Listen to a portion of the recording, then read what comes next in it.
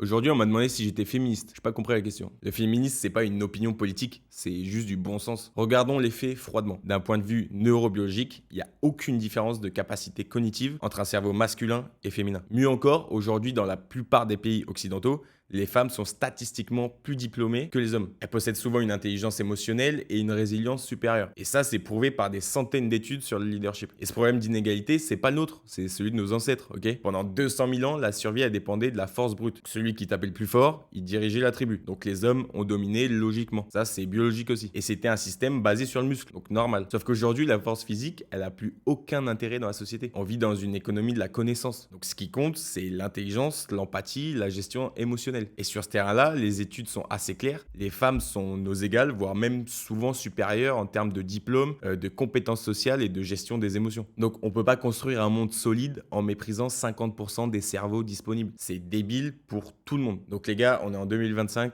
on peut peut-être arrêter de perpétuer des idées débiles de nos ancêtres. Et je sais que le problème souvent, c'est qu'il y en a qui se disent oui, mais elles veulent nous dépasser ou nous remplacer. C'est tellement débile de scinder l'équipe en deux, ça n'a aucun sens.